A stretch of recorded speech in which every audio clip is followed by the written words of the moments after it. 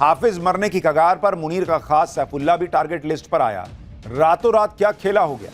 Modi, Jinping और Putin क्या Trump का इलाज करने के लिए चीन के साथ सेटिंग गेटिंग करने वाले हैं पीएम मोदी के। नरेंद्र मोदी से भिड़ने चले पाकिस्तान के फर्जी फील्ड मार्शल असीम मुनीर के बुरे दिन शुरू हो चुके हैं। असीम मुनीर कभी अमेरिका के दम पर, कभी चीन के दम पर उछलता है। उसे लग रहा था कि नरेंद्र मोदी से उसे अमेरिका और चीन बचा लेंगे, लेकिन नरेंद्र मोदी ने ऐसा गेम पलट दिया कि एक झटके में मुनीर की हवाबाजी निकल गई। क्योंकि आप देखिए कि ऑपरेशन सिंदूर के बाद जिस मुनीर को अमेरिका बुलाकर ट्रंप लंच करवा रहे थे, जिस मुनीर के आतंक पर अमेरिका कुछ बोलने को तब तक तैयार नहीं था, उस अमेरिका को कुछ ही महीने में नरेंद्र मोदी ने ऐसा टाइट किया कि अमेरिका ने पहलगाम हमला करवाने वाले आतंकी संगठन TRF द रेजिस्टेंट फ्रंट को बैन करने का ऐलान कर दिया। इसका सीधा मतलब यह है कि अमेरिका ने भी मान लिया है कि पहलगाम अटैक पाकिस्तान ने कराया। अमेरिका ने भी मान लिया है कि पहलगाम अटैक को द रेजिस्टेंस फोर्स ने अंजाम दिया। अमेरिका ने मान लिया है कि द रेजिस्टेंस फोर्स लश्कर तैयबा का ही मुखौटा संगठन है और यह आतंकियों का संगठन। अमेरिका से यह ऐलान करवा लेना भारत की बहुत बड़ी कूटनीतिक जीत है और इससे पाकिस्तान और असीम मुनीर की बैंड बजने वाली है। क्योंकि TRF का अमेरिका से बैन होने का मतलब यह है कि असीम मुनीर को अब सैफुल्ला कसूरी जैसे आतंकवादी को पालने की कीमत चुकानी होगी। सैफुल्ला कसूरी को असीम मुनीर हाफिज सईद का उत्तराधिकारी बनाने में जुटा था, लेकिन नरेंद्र मोदी ने एक ही दाव में असीम मुनीर, सैफुल्ला कसूरी और हाफिज सईद सबका खेल खत्म कर दिया। नरेंद्र मोदी की इस कूटनीतिक स्ट्राइक से पाकिस्तान का क्या बुरा हाल होने वाला है, आज आपको यह बताऊंगा। साथ ही यह भी बताऊंगा कि कैसे मोदी ने अमेरिका और चीन दोनों को सेट करके मुनीर का पूरा खेल बिगाड़ दिया। नरेंद्र मोदी ने सबसे बड़ा गेम तो यह पलटा है कि जिस मुनीर को ट्रंप लंच करवा रहे थे, उसी मुनीर को ट्रंप से तमाचा लगवा दिया। पहलगाम हमला करवाने वाले जिस TRF को असीम मुनीर पाल रहा था, जिस TRF को नरेंद्र मोदी ने अमेरिका से बैन करवा दिया। अमेरिका ने कहा है कि उसने पाकिस्तान समर्थित TRF को विदेशी आतंकवादी संगठन और विशेष रूप से नामित वैश्विक आतंकवादी की लिस्ट में डाल दिया। अमेरिकी विदेश मंत्री मार्को रूबियो ने बयान जारी करके इसकी जानकारी दी और इसकी वजह भी बताई। रूबियो ने प्रेस स्टेटमेंट में कहा कि लश्कर तैयबा के मुखौटे और प्रॉक्सी TRF ने 22 अप्रैल 2025 को भारत के पहलगाम में हुए हमले की जिम्मेदारी ली थी। रूबियो ने कहा कि अब TRF को भी लश्कर तैयबा का हिस्सा माना जाएगा।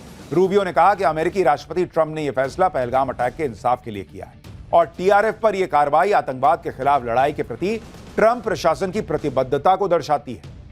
इसका सीधा मतलब यह है कि अमेरिका ने पाकिस्तान को इशारा दे दिया है कि भारत मारेगा तो अमेरिका पाकिस्तान को बचा नहीं पाएगा। भारत के रास्ते में अमेरिका नहीं आएगा, कोई टांग नहीं अड़ाएगा।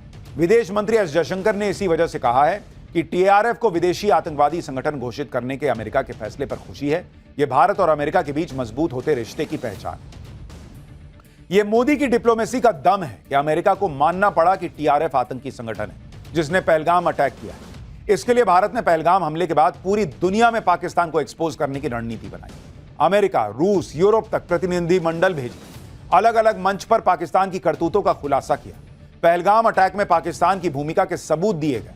TRF के आतंकियों, उनके नेटवर्क से जुड़े सबूत दुनिया के सामने पेश किए गए। तो जो लोग पूछ रहे थे कि ऑपरेशन सिंदूर के बाद नरेंद्र मोदी ने डेलीगेशन भेजा, ये किया, वो किया, उससे क्या हुआ, ये हुआ। इसी का नतीजा है कि अब पूरी दुनिया कह रही है कि पहलगाम अटैक में पाकिस्तान का रोल था। जो लोग कहते थे कि विदेशों में मोदी ने अपनी टीमें भेजकर क्या हासिल कर लिया, जो कहते थे कि थरूर को अमेरिका भेजने से क्या मिल गया, वो आज देखें क्या मिल गया। आज पीएम मोदी ने खुद ये कहा कि ये नया भारत है जो अपने दुश्मनों को सजा देने के लिए जमीन आसमान एक कर देता है। सुनिए पीएम को। भारत तो पहले दिन से जानता था कि पहलगाम अटैक में TRF का हाथ, लेकिन अब अमेरिका से TRF को वैश्विक आतंकी संगठन घोषित करवाकर कैसे मोदी ने मुनीर को झटका दिया है, यह भी आपको समझना चाहिए। भाई, मुनीर चाहता था कि वो पहलगाम अटैक के मास्टरमाइंड सैफुल्ला कसूरी को लश्कर तैयबा का नया चीफ बना दे और बूढ़े हो चुके हाफिज सईद को मरवाकर उससे पीछा छुड़ा ले। इससे मुनीर दो काम करना चाहता था, एक तो लश्कर को नए सिरे से दोबारा खड़ा करना और दूसरा मुंबई अटैक के मास्टरमाइंड हाफिज सईद को लेकर भारत का दबाव खत्म कर देना। लेकिन मोदी ने TRF को विदेशी आतंकवादी संगठन घोषित करवाकर सैफुल्ला कसूरी और हाफिज सईद दोनों को एक साथ निपटा दिया, क्योंकि लश्कर का सारा गेम तो TRF के दम पर चल रहा था। लेकिन अब TRF की विदेशी फंडिंग पर रोक लग जाएगी। TRF के आतंकियों के सारे विदेशी बैंक खाते फ्रीज हो जाएंगे। TRF पर बैन लगने से सैफुल्ला कसूरी भी वैश्विक आतंकी बन गया है और हाफिज सईद को तो संयुक्त राष्ट्र और अमेरिका पहले ही वैश्विक आतंकी घोषित कर चुके हैं। यानी अब अगर मुनीर ने कसूरी और हाफिज सईद जैसे आतंकियों की फील्डिंग करनी नहीं छोड़ी तो मुनीर के लिए भी मुसीबत और बढ़ जाएगी।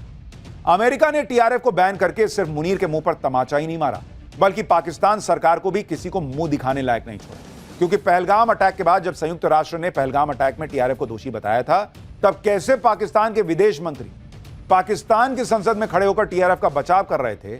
22 अप्रैल को पहलगाम टेरर अटैक करने के फौरन बाद लश्कर तैयबा चीफ हाफिज सईद और सैफुल्लाह कसूरी के आदेश पर टीआरएफ ने हमले की जिम्मेदारी ले ली, लेकिन बाद में पलट गया क्योंकि उसको समझ में आ गया कि मामला गड़बड़ा गया है। कहने लगा कि पहलगाम अटैक में तो टीआरएफ का कोई हाथ ही नहीं है, हमारी तो वेबसाइट हैक हो गई, टीआरएफ ने तो हमले वाला बयान ही नहीं दिया था।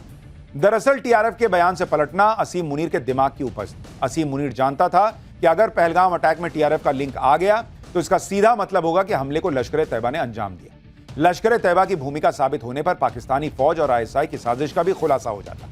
लेकिन पहले टीआरएफ ने पहलगाम अटैक की जिम्मेदारी लेकर मुनीर की प्लानिंग बर्बाद कर दी और रही सही कसर पहलगाम अटैक के मास्टरमाइंड लश्कर आतंकी सैफुल्लाह कसूरी ने पूरी कर दी। मुनीर के मना करने के बाद भी वो कैसे पहलगाम अटैक का मास्टरमाइंड होने पर खुशी इजहार कर रहा था। अमेरिका ने टीआरएफ को बैन किया तो इसका एक सीधा मतलब यह भी है कि अब पहलगाम हमले के मास्टरमाइंड और टीआरएफ के आतंकी आका सैफुल्लाह कसूरी का नंबर कभी भी आ सकता है।